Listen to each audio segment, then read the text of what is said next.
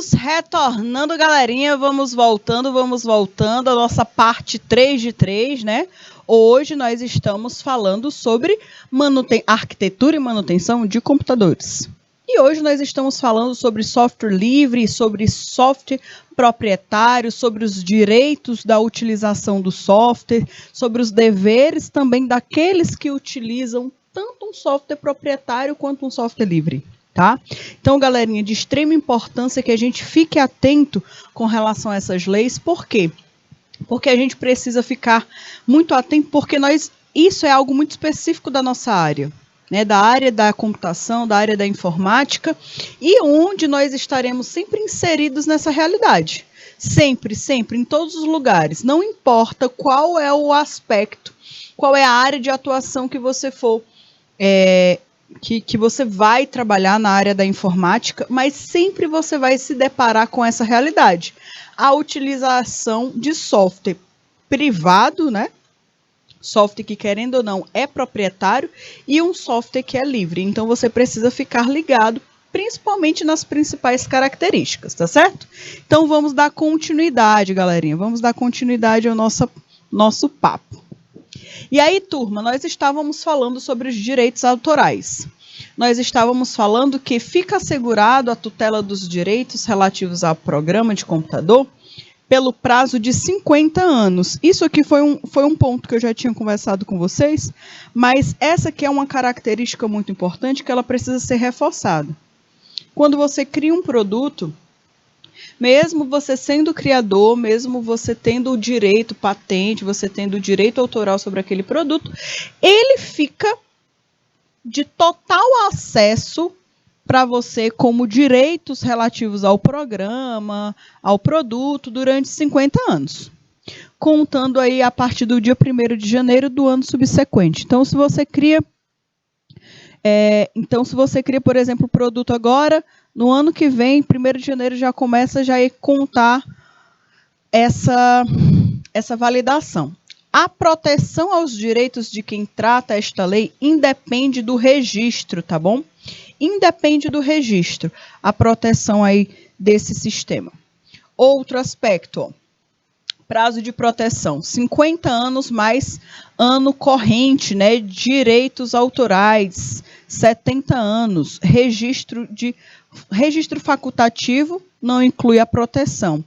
No caso aqui, o dono, o autor do produto, o autor do software, ele pode querer ter esse vínculo onde somente ele pode ter acesso, ter contato com a estrutura de direitos de um produto durante 50 anos. Ele que determina isso. Eu não quero ganhar nada com o software que eu criei, quero torná-lo livre para quem quiser copiar, distribuir, modificar, eu também posso dar esse direito, tá certo? Software é considerado aí o software como um bem imaterial, e essa seção de direito do uso, né? Lá no artigo 9, o uso do programa de computador no país será objeto de contrato de licença. Então, por isso que eu falo para vocês, quando uma empresa que vende um software, ela vende a licença, tá? Normalmente ela vende a licença. Então, quando você entrar, se vocês quiserem depois dar uma entrada no site do Windows, para vocês verificarem como é a venda dos produtos da Microsoft, você vai perceber que sempre vocês verão a palavra licença, contrato de licença. É o tempo que a empresa permite que você utilize aquele software por aquele valor que você pagou. Então, isso não significa que depois que você compra, aquele software é seu. Não, você vai ter acesso a ele durante um período. Depois daquele período se expira e você tem que pagar de novo. Às vezes, né, eles deixam mais barato quando você compra licença de 1, 2 anos, né? Para mais de uma máquina, por exemplo, tem pacotes. Mas sabendo que aquele produto não é seu, você tem o direito de utilizá-lo, tá? De executá-lo.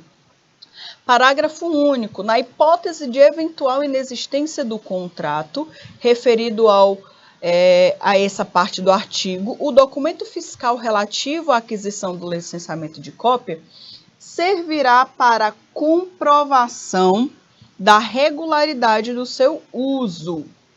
O software livre, como eu já falei, ele é sim considerado um bem material e o uso do programa de computador no país será objeto de contrato de licença, né? Como eu acabei de conversar com vocês. O software sempre é cedido na parte da cessão e da locação. O software sempre é cedido e nunca alugado.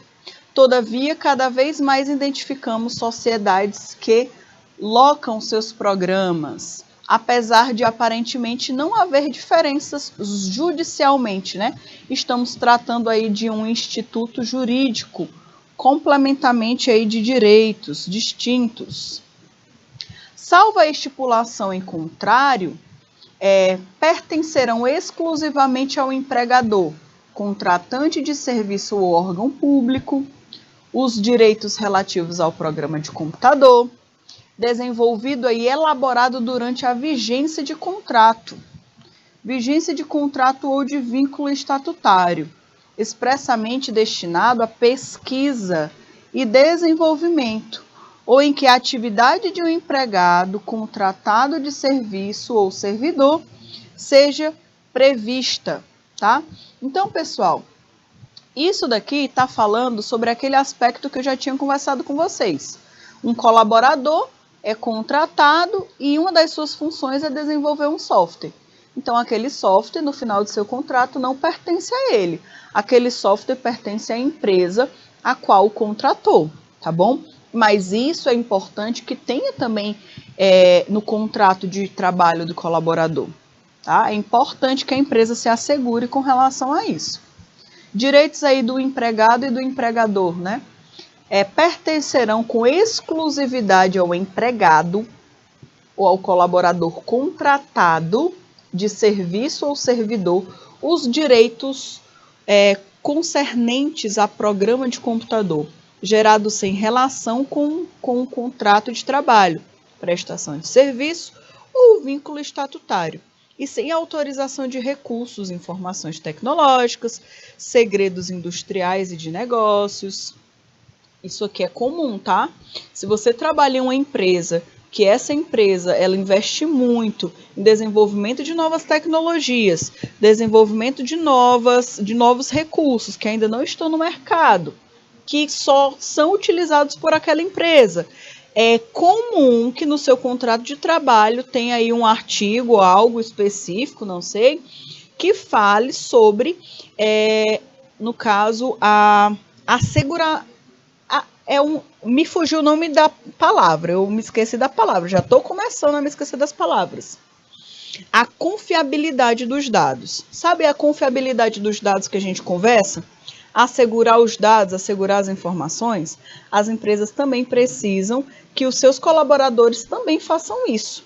Porque se você é um desenvolvedor de software, a empresa desenvolveu, por exemplo, uma nova biblioteca, e ela não quer que todo mundo utilize, você não pode criar um produto seu utilizando aquela ferramenta, se não foi liberado pela empresa, por exemplo. Isso daí é uma das grandes preocupações das empresas quanto a isso, né? A vazar aí as tecnologias, os recursos que não deveriam, que seriam, no caso, especificamente da empresa. As derivações e os upgrades, né? Os direitos sobre as derivações autorizadas pelo titular dos direitos de programa de computador, inclusive sua exploração econômica, pertencerão à pessoa autorizada que as fizer, salvo estipulação contratual em contrário. Garantias. Com relação às garantias, 9.609. O contrato de licença de uso de programa de computador, o documento fiscal correspondente, os suportes físicos do programa ou as respectivas embalagens deverão consignar de forma facilmente legível pelo usuário o prazo aí da validade técnica da versão comercializada. Então, você terá um prazo para utilizar aquele recurso e você vai precisar respeitar aquele prazo. a empresa simplesmente pode determinar que depois de um prazo você não vai ter mais acesso a nada, ou ela pode fazer o seguinte, quando acabar o prazo, eu vou te liberar só esse recurso. Os outros recursos, se você quiser utilizar, você vai ter que pagar mais por isso. Ainda falando das garantias, turma, aquele que comercializar programa de computador, quer seja titular dos direitos do programa, quer seja titular dos direitos de comercialização, ele fica obrigado, né, no território nacional, durante o prazo de validade técnica da respectiva versão, a assegurar aos respectivos usuários a prestação de serviço técnico completamente relativos ou adequados ao funcionamento. Então, imaginem aí. Imaginem que vocês compraram um software. E esse software ele tem a licença de 1 ano. Durante 1 ano, aqueles que o venderam, né? Aquelas pessoas, aquela empresa que te vendeu aquele software, ela é responsável por realizar qualquer atualização. Então, sempre quando a gente instala um software no nosso celular, ou no nosso tablet, ou no computador, existem atualizações. Essas atualizações, elas acontecem sempre, né, de tempos em tempos. Por quê? As tecnologias mudam, os recursos tecnológicos mudam, a utilização de novas ferramentas também mudam. Então, os programas precisam acompanhar esses novos recursos, essas novas tecnologias. Então, eles precisam sempre ficar atualizados. Então, a empresa, quando ela te vende, ela tem a responsabilidade da manutenção. Ela tem a responsabilidade de manter sempre atualizado aquele software. Então, não dá para a empresa te vender um produto e ela sumir. Aí, por exemplo, o seu sistema operacional atualizou, né? O Windows atualizou e ele não aceita mais aquele software. Por quê? Porque ele está ultrapassado já. Então, do mesmo jeito que o software, que o sistema operacional atualiza sempre, os softwares também precisam ficar sempre atualizando para acompanhar o desenvolvimento aí da utilização desses recursos, tá? Então, é de responsabilidade de quem vende ou de quem distribui esses recursos. Então, no caso, pessoal, a obrigação persistirá no caso de retirada de circulação comercial do programa de computador durante o prazo de validade, salvo justa indenização de eventuais prejuízos causados a terceiros. Então, imaginem aí que vocês compraram um software e esse software, ele custou R$300 para ele durar durante 12 meses. E aí, no caso, teve algum problema, algo do tipo, e a empresa teve que parar, né, o software, parar de disponibilizar, não vai ter atualização, ele não vai servir mais, antes do prazo dos 12 meses. A empresa, de alguma forma, tem que te ressarcir aquele valor que você não utilizou o seu produto. Você comprou para utilizar durante 12 meses. Se você não vai conseguir utilizar por falta de atualização da empresa, por responsabilidades que é da própria empresa, ela precisa também, querendo ou não, te ressarcir de alguma forma com relação a essa garantia do produto. Você está comprando um software proprietário, você está pagando por uma licença e você quer utilizar todo aquele software durante todo aquele período, tá bom? Validade técnica. Com relação à parte da validade técnica, deverá ser fixado no instrumento de contrato o prazo de validade do software. É importante que tenha isso no contrato. É importante que quando você compre um software, pelo menos aí no processo de instalação do software, venha alguma informação sobre o prazo aí da validade dele. O prazo fixado deverá ser compatível com o software cedido. Deverá ser fixado dentro de padrões técnicos e ter limitações em função de alteração do sistema operacional e do hardware, tá? Então, esse aspecto aqui é, mais uma vez, falando que a empresa ela tem que garantir que o software esteja em bom uso durante todo o período do contrato. Precisa respeitar aí com prazo de validade. Falando ainda sobre os contratos de licença de uso, né? O uso de programa de computador no país será objeto de contrato de licença. Na hipótese de eventual inexistência do contrato referido desse artigo, o documento fiscal relativo à aquisição do licenciamento de cópia servirá aí, no caso, para a comprovação da regularidade do uso. Então, caso a empresa queira te dar um perdido, né, se você tem, no caso, um documento fiscal ou alguma coisa que comprove que você comprou o produto, você vai conseguir ficar assegurado, tá? No artigo 10, ainda falando sobre esse contrato de licença de uso de softwares, os atos de contratos de licença e de direitos aí de comercialização refere-se a programas de computador de origem externa, deverão fixar quanto aos tributos de encargos, a responsabilidade dos respectivos pagamentos e estabelecerão a remuneração do titular dos direitos do programa do computador, residente ao domiciliado, né? Ao domiciliado no exterior, por exemplo. Então, não importa, né? Não importa aí quem produziu, não importa onde ele esteja. Se o produto foi feito por ele, ele deve, se ele é proprietário, se ele não deixou a cargo ser um software livre, ele precisa receber os encargos referentes às vendas do produto. Serão nulas as cláusulas que limitem a produção, a distribuição ou a comercialização em violação às disposições normativas em vigor. Eximam qualquer um dos contratantes das responsabilidades, né, por eventuais ações. Então, os contratantes, eles têm responsabilidades, tá? Eles precisam seguir uma das responsabilidades. Por exemplo, não fazer cópia. Não fazer cópia, não vender, não disponibilizar gratuitamente. Ah, mas eu não estou cobrando, não. Eu estou disponibilizando gratuitamente. Você não pode.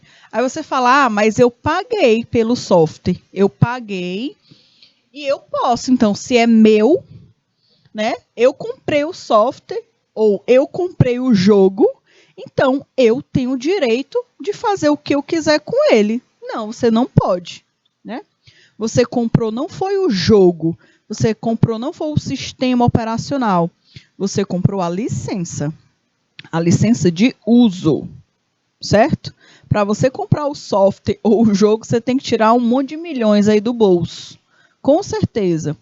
Então, no caso, você compra a licença, e a licença, ela é dada com as classificações, né, com as observações de quem está vendendo. Ah, é para uma máquina, é para 2 máquinas, é para 3 máquinas essa licença. Essa licença é validada em um computador. Essa licença eu posso utilizar no meu videogame, tanto o videogame quanto o portátil. Eu não entendo muito bem desse negócio de games, mas é nesse aspecto. Será que eu posso colocar no meu console? Ou será que eu posso colocar aí no meu dispositivo móvel? Então, isso vai depender muito de quem vende, tá? E lembrando, você comprou a licença e não comprou o produto, o jogo em si. Você comprou o direito de utilizá-lo. O remetente do correspondente valor em moeda estrangeira em pagamento da remuneração de que se trata, conservará em seu poder pelo prazo aí de 5 anos todos os documentos necessários à comprovação da licitude aí das remessas e da conformidade, no caso da liberação desse programa, né, desse software.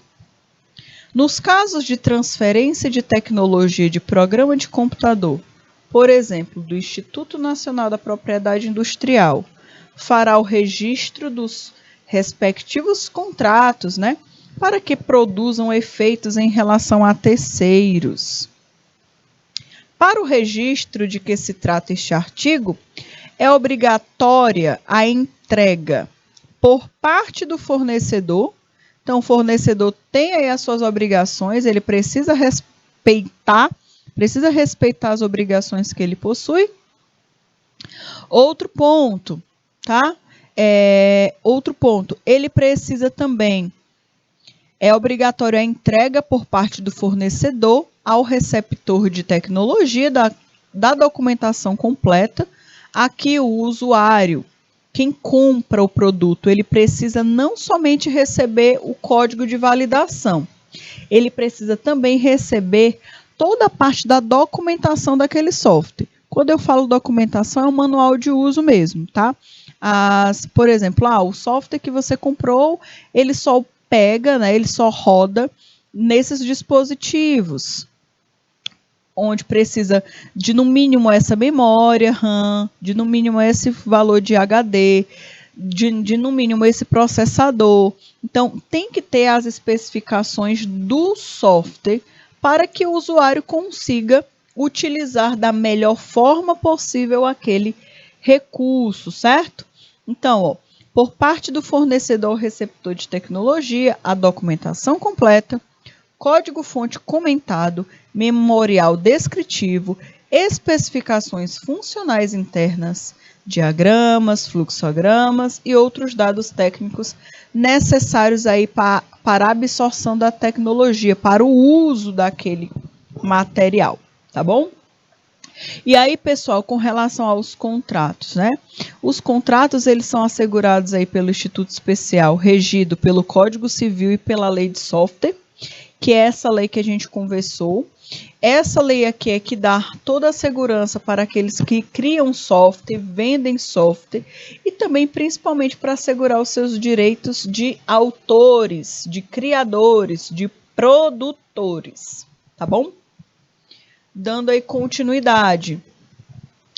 Desenvolvimento por encomenda, obrigação de fazer, né? Software de prateleira, obrigação de dar. Fato gerador de ISS. Deixa eu falar para vocês sobre esse aspecto. Aqui, nós temos um aspecto de um software que ele não é de propriedade, normalmente contratual, depende também do contrato, de quem produz.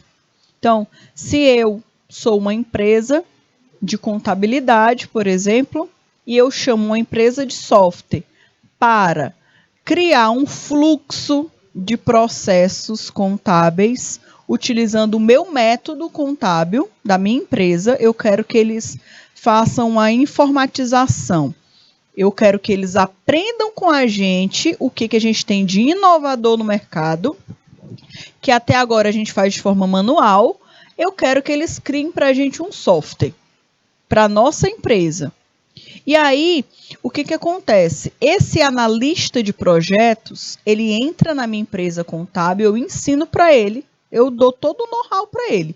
Eu ensino para ele como é que funciona tudo dentro da empresa, para ele poder pegar todas aquelas informações e transformar em um software. Isso daqui, pessoal, esse produto, ele não pertence ao desenvolvedor de software. Ele pertence à empresa de contabilidade. Ela não vai pagar por ele? Ela não contratou uma empresa? Ela abriu as portas dela para ensinar todo o know-how, toda a inteligência empresarial que ela tinha, para que aquela inteligência fosse transformada em um software. Então, aquele produto, ele é da empresa, tá? É de autoria dela. Foi desenvolvido por uma empresa, mas o know-how, a inteligência, a autoria, né, ela precisa ser colocada em um contrato bem direitinho. Porque vai que depois, né, a falta de ética do desenvolvedor de software, caso ele tenha, e espero que não tenha, mas ele pega esse software que ele aprendeu o know-how todo com aquela empresa e vende para os concorrentes. E aí como é que faz? Isso daí dá uma complicação, dá um problema gigante, né? Outro tipo de software que existe. Existem uns softwares de prateleira. Eles são softwares universais. Imaginem que você quer colocar um software de controle de caixa de um supermercado. E aí, no caso, você não está criando um software específico, dedicado, específico para aquela empresa. As grandes empresas podem até ter um software dedicado para eles. Mas os pequenos mercantis, os pequenos supermercados talvez não tenham, né, condições de implementar um software dedicado só para eles. Então, existem os softwares de prateleira. É um software que, por exemplo, imagine que eu tenho uma empresa de desenvolvimento de software. E eu crio um software genérico que vários supermercados utilizem para controle de caixa. Então, eu tenho aqui, a empresa compra o software, a licença de instalar o software, eu coloco lá nos computadores da empresa, faço a atualização, faço a manutenção, ensino, por exemplo, os colaboradores da empresa a utilizar o software de controle de caixa, mas, mais uma vez, aquele software não foi feito dedicado para a empresa. Aí aquele software é meu. A licença dele é minha, tá? Eu criei, eu que tenho um know-how sobre ele, eu que tenho toda a inteligência por trás. Ao contrário do outro exemplo que eu dei para vocês da empresa contábil, que a empresa abriu as portas, ensinou tudo o que precisava ser feito, e a empresa de software só fez colocar aquela inteligência para um sistema, para um software, certo? Para um aplicativo, para um app, algo do tipo, um site. Mas no segundo caso, que é o software de prateleira, quem tem a autoria sobre aquele produto todo, né? Quem tem a autoria sobre aquele produto sou eu, desenvolvedora de software, por exemplo, tá? Então, existem aí diferenças. Com relação aos contratos, tá? 2 pessoas no mínimo, né? Para ter um contato, para esse contrato, pelo menos no mínimo, precisa ter 2 pessoas, quem vende, quem compra. Pode ser múltiplas pessoas, sempre escrito, né? Outro ponto, né? Um ato bilateral, multilateral, um acordo, fazer ou deixar de fazer, o que pode, o que não pode fazer, o que vai ser comprado, o que vai ser vendido, como é que vai ser a prestação de serviço, qualquer coisa possível determinar, né? Então, em um contrato, é muito importante que tenha o nome de quem está contratando, de quem está sendo contratado, ou seja, da pessoa que está comprando e da pessoa que está vendendo. É importante que fale o período de prestação de serviço, discrimine quais são os recursos que aquele produto vai atender aquele cliente, quais são os aspectos de atualização ou de manutenção que a empresa vai fornecer para aquele cliente. Precisa estar muito bem discriminado dentro de um contrato. De quem é a licença, de quem é a licença de reproduzir, de quem é a licença de desenvolver novas habilidades, novos apps, né? Novas partes do aplicativo ou do site, ou algo do tipo. Tudo isso precisa ter no contrato, tá? É um exercício de previsão do futuro. O que pode não ocorrer, tem que se pensar com pessimismo para se prever soluções. Então, quando você vai criar um contrato para o desenvolvimento de um software, você precisa tentar ser pessimista, como aqui está falando, né? Tentar ver várias possibilidades. Como? A empresa comprou de você o software. E no seu contrato você quer amarrar e fazer com que aquela empresa sempre permaneça com você como cliente, no caso. Então, você pode diminuir o valor, falar, olha, eu vou diminuir o valor, porém, nós vamos colocar no contrato que a única empresa que vai fazer manutenção no seu software somos nós. Né? E a cada manutenção a gente cobra um valor, tá certo? Então, galerinha, isso aqui é muito importante que vocês tenham atenção com relação a isso, ok? Galerinha, agora nós vamos começar o nosso momento de praticar, tá? Eu trouxe para vocês algumas questões onde nós vamos conversar sobre vários aspectos de desenvolvimento de software mesmo, né? Da lei, dos direitos, tá? Essas questões, elas são questões um pouco extensas, tem bastante texto, porque a gente está falando de uma lei, que rege aí o uso de softwares, tá? Então aqui, pessoal, todas essas questões são de concursos, como eu já conversei com vocês. Depois que vocês se tornarem técnicos em informática, vocês podem estar prestando concursos. Existem concursos específicos para técnico em informática. E nesse caso, galerinha, nesses concursos existem muitas questões específicas, tá? Então, esse daqui são algumas das questões de alguns concursos. Então, olha aqui. Primeira questão. Eu quero que vocês me ajudem aí a tentar desvendar essas questões que eu trouxe aqui para vocês. Primeiro ponto. Em conformidade com a lei 9.609, né, do ano de 98, sobre a proteção aos direitos de autor e do registro, assinale, né, a alternativa correta.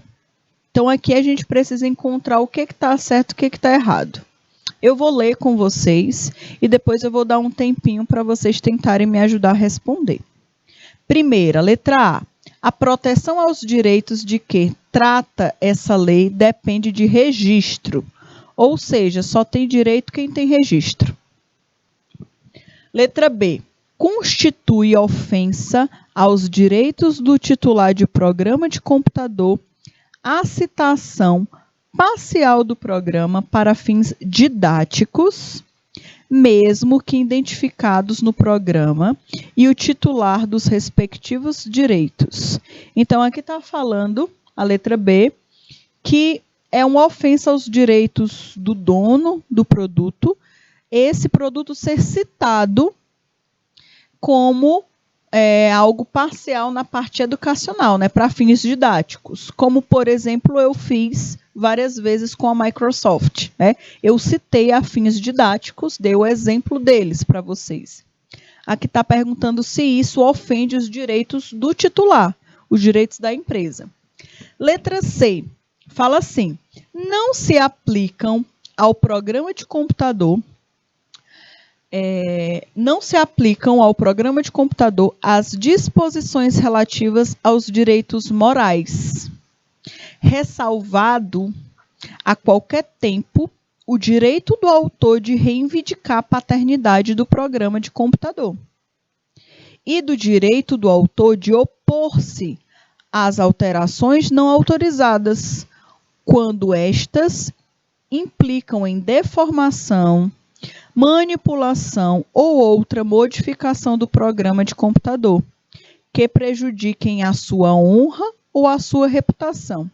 Então, aqui está falando que não se aplica ao programa de computador as disposições relativas aos direitos morais, tá? Ressalvando, né, exceto o caso quando o autor for reivindicar a paternidade do programa, né?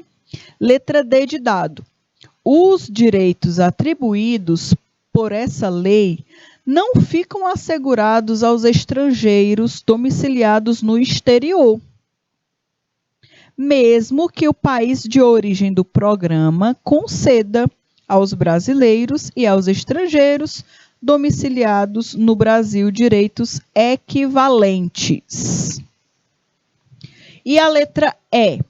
Inclui-se, dentre os direitos assegurados por essa lei e pela legislação de direitos autorais, os conexos vigentes no país, aquele direito exclusivo de autorizar ou proibir o aluguel comercial, sendo esse direito exaurível pela venda, licença ou outra forma de transferência da cópia do programa. Então, pessoal, eu quero que vocês analisem essas 5 alternativas e me digam somente a que está correta, tá bom? Eu vou dar 2 minutinhos aí para vocês terminarem de ler, investiguem os professores mediadores, né, que estão com suas turmas, né? Façam um questionamento com seus alunos, vejam aí qual é a alternativa que a turma entrou em consenso que é a correta. E aí vocês colocam aqui no chat para que a gente possa, né, verificar qual é a alternativa correta, tá bom?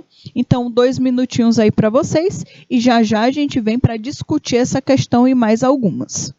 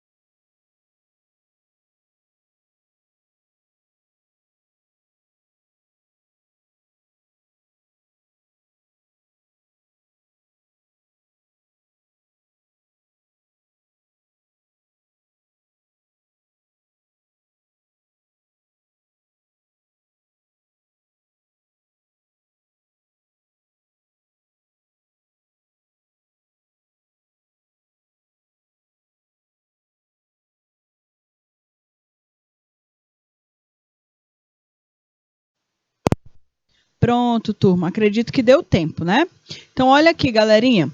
De acordo com essas 5 alternativas, né? Qual é a que vocês acham que é a correta? Quero saber aí de vocês, tá bom? Preciso muito da ajuda de todos. Pessoal aí de Coronel José Dias, Currais, a galera aí que gosta muito de responder as questões. Pessoal de Milagres, Massapê, Barreirinhas do Piauí, Alagoinha. Cadê vocês, galerinha, né? Preciso da ajuda, tá bom? Então, turma, aqui nessa questão existem, na verdade, todas essas alternativas têm coisas corretas e coisas que, alguns pontos que estão errados, né? Que eles distorceram aqui essas alternativas. Então, olha aqui, pessoal.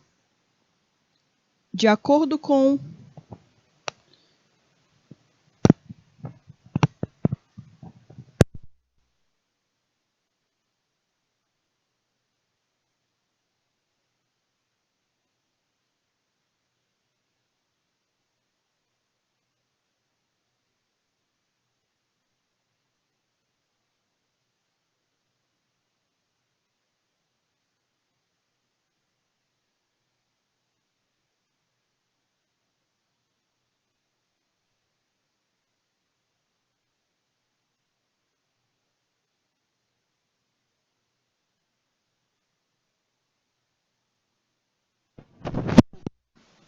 Então, olha aqui, pessoal.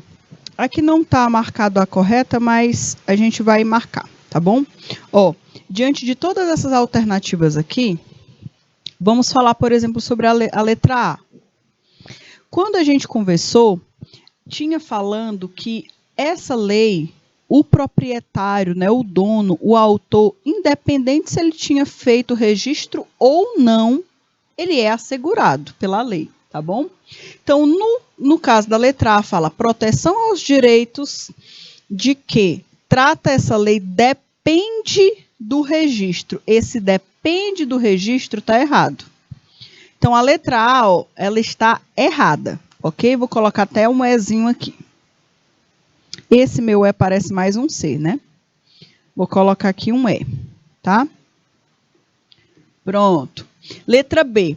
Constitui ofensa aos direitos do titular o programa de computador, a citação parcial do programa para fins didáticos. Pessoal, essa parte aqui para fins didáticos é o que mata a questão.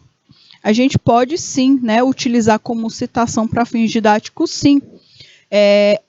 Qualquer tipo de software, para citar a tecnologia, como a gente utiliza dentro da sala de aula. Então, isso aqui está falando que é uma ofensa aos direitos do titular. Essa parte aqui está errada, tá bom? Não é ofensa, não é considerado errado utilizar e citar uma tecnologia a fins educativos, tá bom?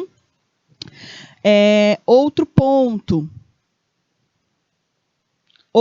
a letra D, né?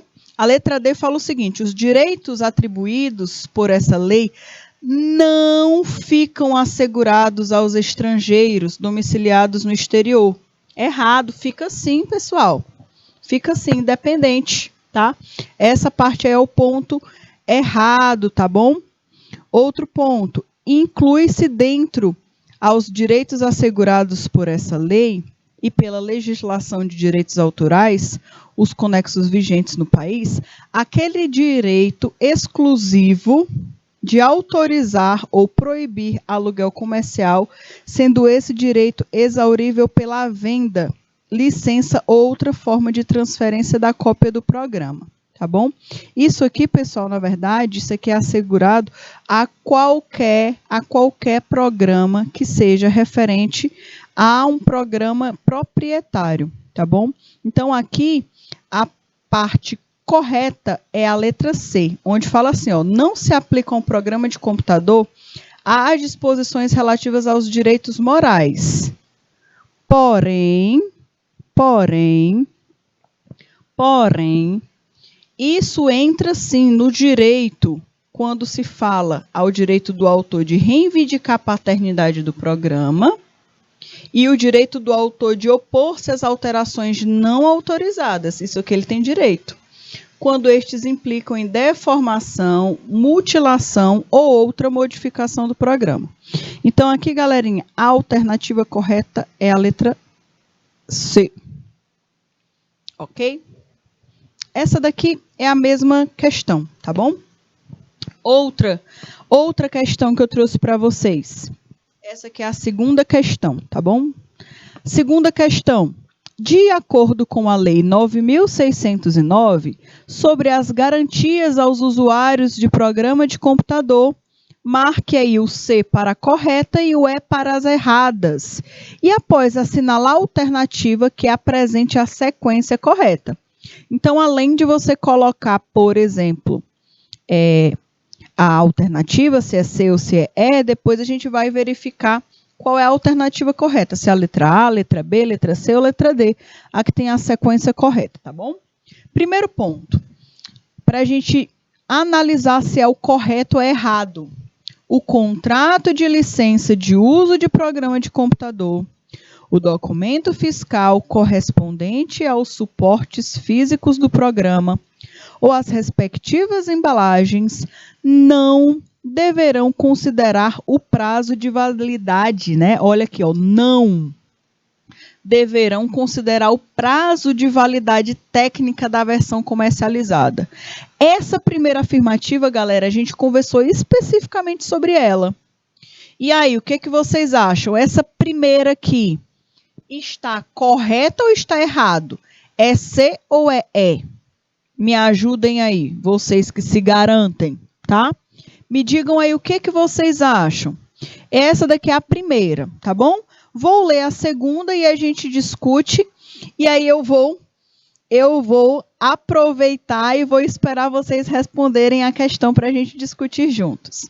Segundo ponto, aquele que comercializar programa de computador, quer seja o titular dos direitos do programa, quer seja titular dos direitos de comercialização, ou seja, se é a pessoa que vende, se é o autor, é quem criou ou quem está revendendo, não importa.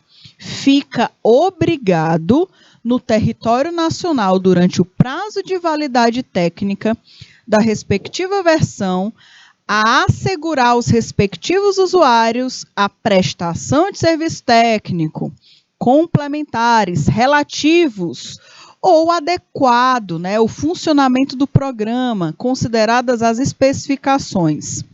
Galerinha, sobre essa questão também a gente discutiu, a gente falou sobre essa questão, né, sobre a necessidade do suporte, tá? Do suporte de quem cria, de quem desenvolve, de quem disponibiliza o software para dar uma assistência técnica para o usuário. E aí eu quero que vocês me digam se essa segunda é errada ou é correta. É correto ou é errado? A terceira, vamos lá.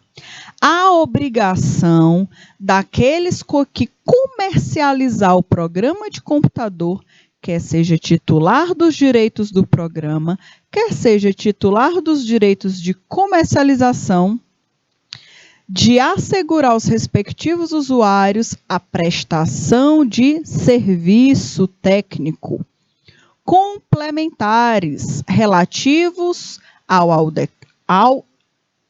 adequado funcionamento do programa, persistirá no caso de retirada de circularização, né, de circulação comercial do programa de computador, durante o prazo de validade. O que vai acontecer? Salvo a indenização de eventuais prejuízos causados por terceiro. Turma, essa questão também a gente discutiu, viu?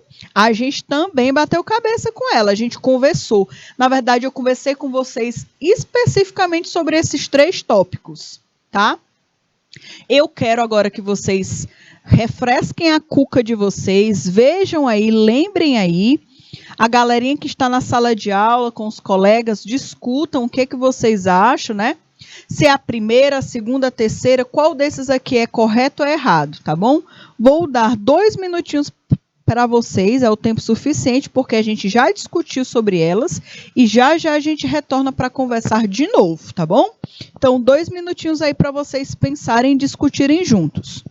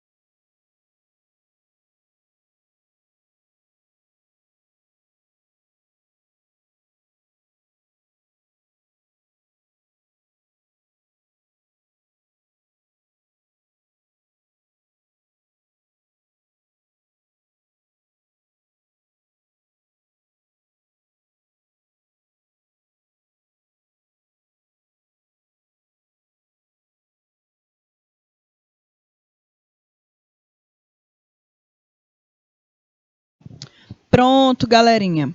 Então eu quero saber com vocês o que vocês acham, certo? Qual dessas daqui é correto? Qual dessas daqui é errado? Vamos aí investigar e vamos tentar encontrar quais são as possíveis soluções. Primeiro, o contrato de licença de uso de programa de computador. O documento fiscal correspondente aos suportes físicos do programa ou às respectivas embalagens não deverão consignar o prazo de validade técnica, tá? O que vocês acham? Será que um software pode ser vendido sem que ele tenha uma validade técnica para ele ser comercializado? Ele vai valer durante 1 ano, vai valer durante 6 meses essa licença, vai valer 4 meses, algo do tipo. O que vocês acham? O outro ponto, aquele que comercializa o programa de computador fica obrigado no território nacional durante o período de validade. Olha aí. Aí já deu uma dica para responder a primeira questão, tá? O prazo de validade técnica da respectiva versão, né? Assegurar aos respectivos usuários a prestação do serviço técnico.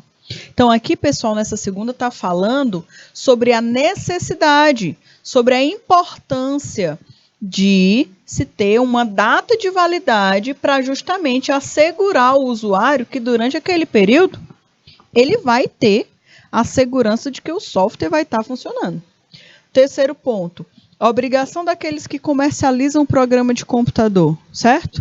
Caso eles deixem de funcionar durante o período correto, ele precisa indenizar, no caso, o usuário, tá bom? E aí, diante dessas alternativas, né, o que a gente traz como correto?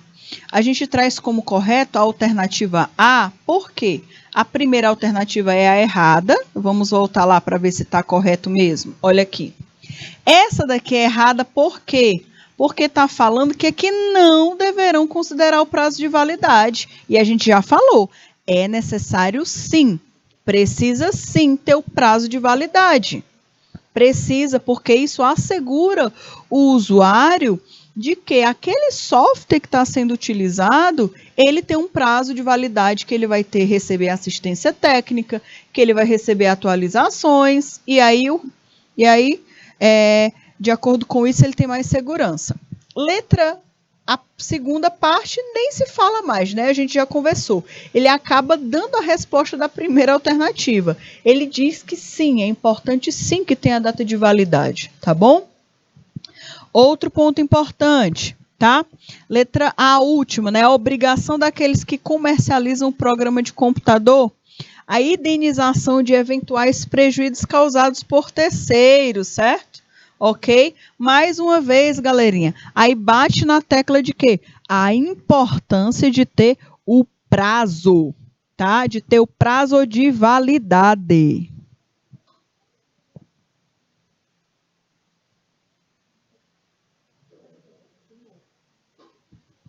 Pessoal, com relação à entrada no grupo, tá bom? A gente já disponibilizou o QR Code, certo? Fiquem atentos, porque quando aparecer o QR Code na tela, é o QR Code para vocês apontarem o celular, a câmera do celular no grupo. Só precisa um de vocês entrar no grupo. Pode ser só o professor mediador. E aí depois eu mando para o professor mediador o link e aí ele manda para vocês o link para vocês entrarem no grupo, tá bom? Porque assim vocês acabam não se dispersando e não deixando de prestar atenção na explicação para entrar no grupo do WhatsApp. Então só um entra e aí depois eu envio o link para os outros entrarem, ok?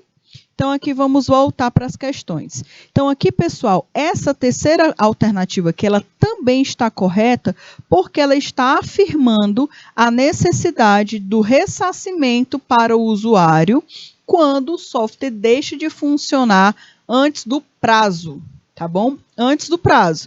Então, isso daqui é importante justamente a data de validade para assegurar isso.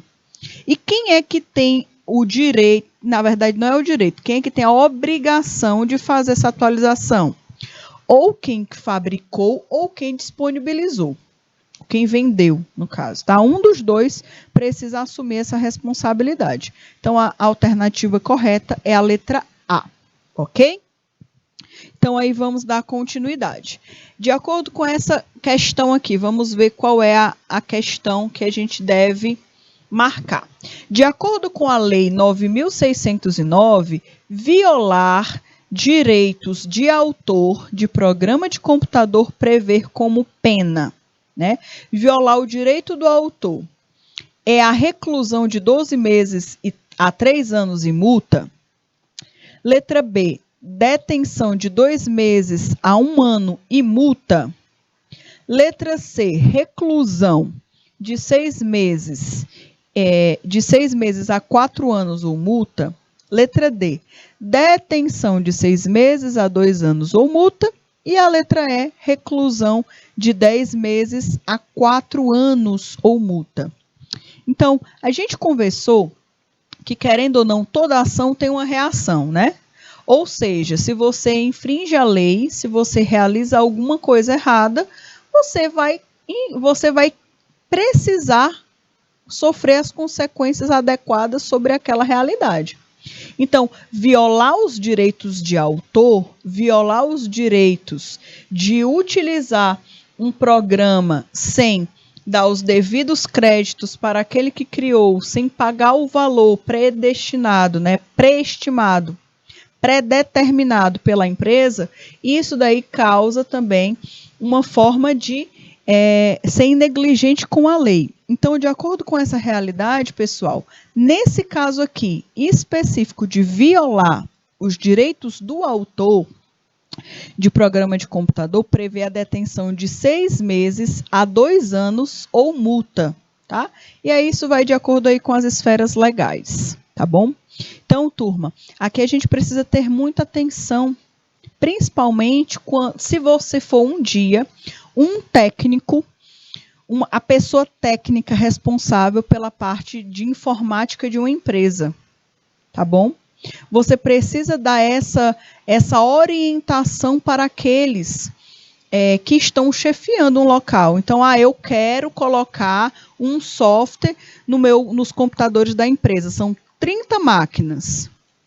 Eu quero que coloque o Windows. Aí você vai e passa o orçamento para eles. Olha, para você colocar o Windows no computador tem 2 formas. Ou você já compra a máquina, que o software já vem instalado na própria máquina e já vem com o software original, porque nenhum computador pode ser vendido com um software pirata. Ou então você compra a licença, né? Então você dá a orientação da melhor forma de utilizar, formas corretas, tá bom? Turminha, a nossa aula está ficando por aqui. Eu espero que vocês tenham, né, conseguido assimilar. A gente falou muito sobre a parte de software livre, de software proprietário. Nós conversamos sobre as principais características que os diferenciam. E também nós falamos sobre as leis. As leis que antigamente não existiam, mas que é impossível não existir agora, porque hoje, né, tudo está conectado. Todos os softwares estão, de alguma forma, facilitando a utilização de processos, de fazer atividades. Então, precisa ter leis que assegurem quem produz esses softwares, tá? Então, galerinha, a gente está finalizando por aqui. Um forte beijo, fiquem com Deus e até a próxima.